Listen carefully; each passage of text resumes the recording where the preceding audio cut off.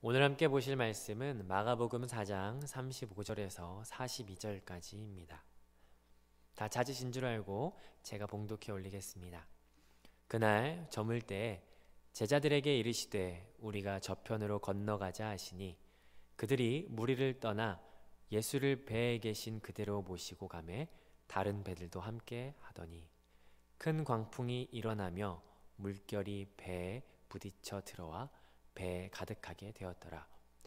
예수께서는 고물에서 베개를 베고 주무시더니 제자들이 깨우며 이르되 선생님이여 우리가 죽게 된 것을 돌보지 아니하시나이까 하니 예수께서 깨어 바람을 꾸짖으시며 바다더러 이르시되 잠잠하라 고요하라 하시니 바람이 그치고 아주 잔잔하여지더라.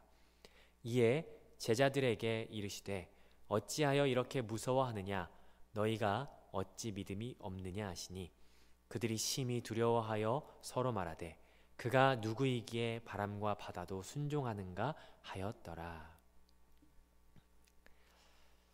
어제 말씀에서는 하나님 나라에 대한 비유를 함께 묵상했습니다.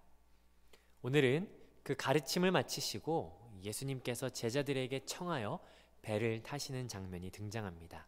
35절을 같이 한번 읽어보겠습니다. 그날 저물 때에 제자들에게 이르시되 우리가 저편으로 건너가자 하시니 그런데 배를 타고 함께 가다가 문제가 발생합니다.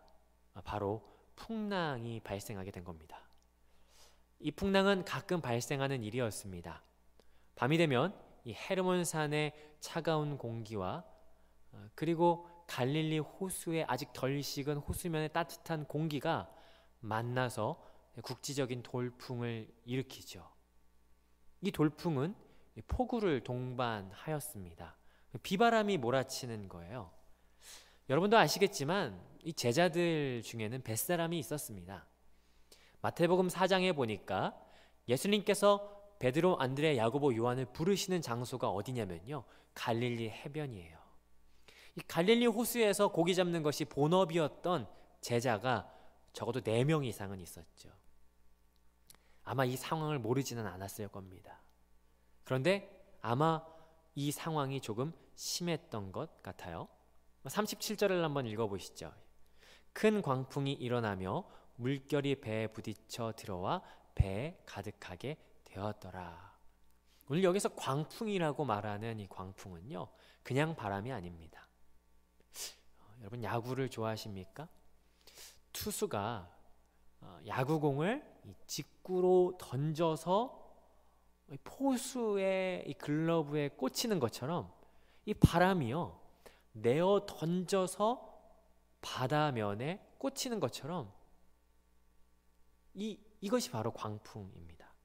그랬을 때 물결이 배에 부딪힌다라고 하는데 한 번만 부딪히는 게 아니고요, 찰싹찰싹 계속 부딪히는 것을 말합니다.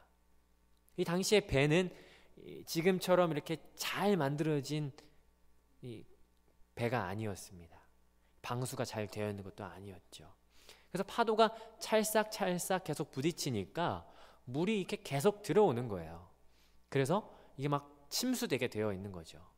근데 예수님은 뭐 하십니까? 38절에 보니까 예수께서는 고물에서 베개를 베고 주무시더니, 예수님은 지금 뭐 하시는 거예요? 제자들은 지금 위급한데 고물, 배 뒤쪽을 말하는데 거기에서 베개를 베고 주무시고 계신 거예요. 제자들이요 화가 났어요. 왜 화가 났을까요? 크게 2가지로 한번 생각해 볼 수 있을 것 같아요. 왜 화가 났냐면, 첫 번째, 누가 가자고 했죠? 예수님이 가자고 하셨어요. 근데 예수님이 가자고 해서 순종했더니 왜 광풍을 만나냐 이거예요. 폭풍을 만나냐. 2번째 화난 이유는 뭐냐면요, 광풍을 만났어요. 제자들은 뭐예요? 열심히 물 퍼나르고 있는 거예요. 근데 예수님은 자고 있어요. 그래서 이들의 무례함을 드러내는 장면이 38절이에요. 38절 제가 한번 읽어볼게요. 다시 한번 읽어봅니다. 예수께서 고물에서 베개를 베고 주무시더니 제자들이 깨우며 이르되 선생님이여 우리가 죽게 된 것을 돌보지 아니하시나이까 하니. 그래서 이들이 이야기하는 거죠. 주여도 아니에요. 선생님. 화가 나는 거야. 아니 지금 잠이 오냐고. 아니 우리 안 돌아봅니까? 라고 하면서 막 예수님 흔들어 깨우는 거예요. 이 제자들의 무례함이 마구마구 표출되는 거죠. 우리에게도 이럴 때가 있습니다. 순종했는데 풍랑을 만나요. 말씀대로 하라고 해서 했는데 광풍이 몰아치는 상황을 만나요. 근데 이것도 사실 답답하고 화가 나는데 예수님은 너무 잘 주무시고 계신 거죠. 내 상황과 너무 다르게 너무 평화로운 예수님. 그래서 우리는 종종 따지듯이 그렇게 기도하지 않습니까? 하나님, 입장 바꿔 생각해 보시죠. 아마 제자들도 이런 마음이었을지도 모릅니다. 그런데 한번 생각해 보시죠. 만약에 예수님이 가자라고 했다라는 것은 심심해서 가자고 하셨을까요? 그냥 배 한번 타보자고 가자고 하신 걸까요? 예수님의 명령에는요, 이유가 있어요. 두 가지 이유가 있습니다.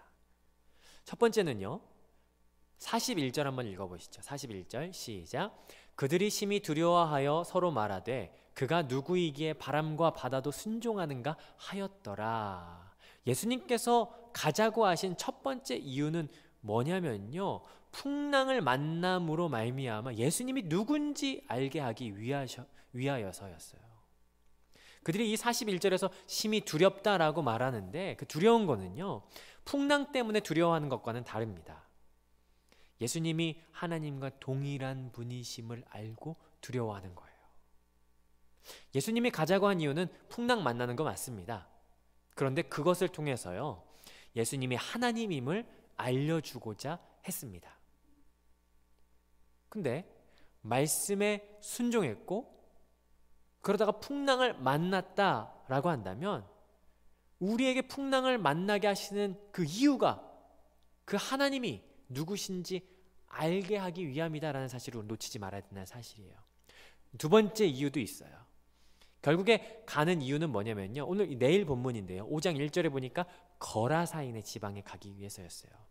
예수님은 그냥 발걸음을 떼지 않으세요. 요한복음 4장에 보니까 예수님의 사마리아를 일부러 지나가세요. 목적이 있어서요. 누구를 만나기 위해서요? 그 여인을 만나기 위해서 가시지 않습니까? 이거는 내일 살펴보도록 하고요.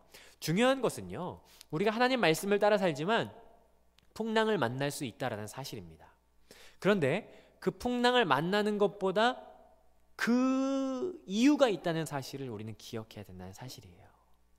그래서 풍랑을 만날 때 우리의 자세는 하나님께서 과연 이 풍랑을 통하여 어떤 은혜를 주시려는가, 이것이 바로 우리의 방향성이 되어야겠죠.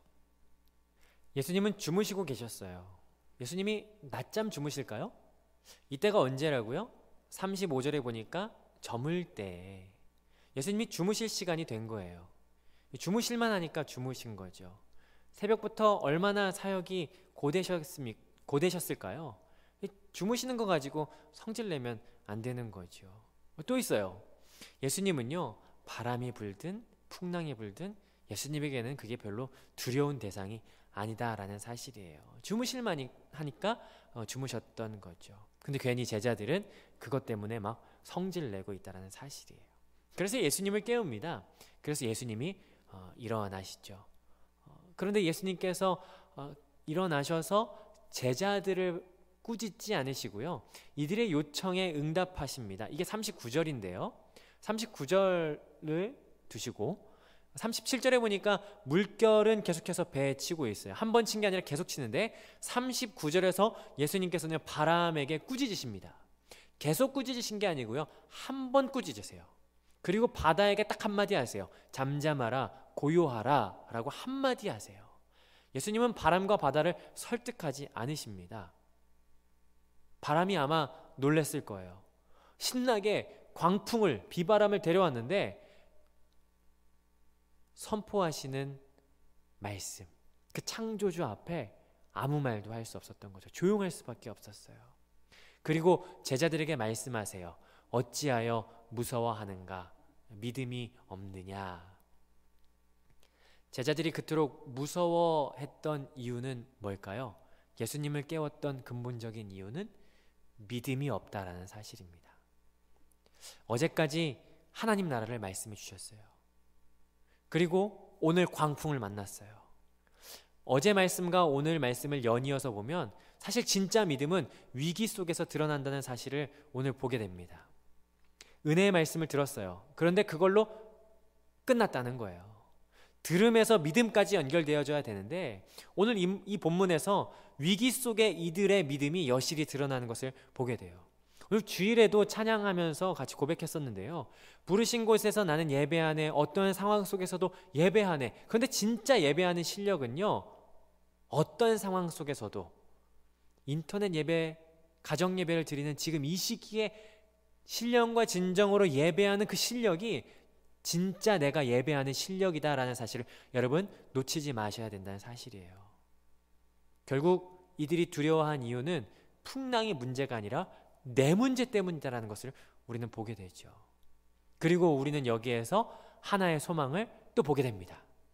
우리가 믿음의 실력이 없고 우리가 할 수 없다 하지만 이들이 다급해지고 위급해지자 어디로 갔냐면 예수님께로 갔다는 사실이에요. 우리도 별반 다르지 않아요.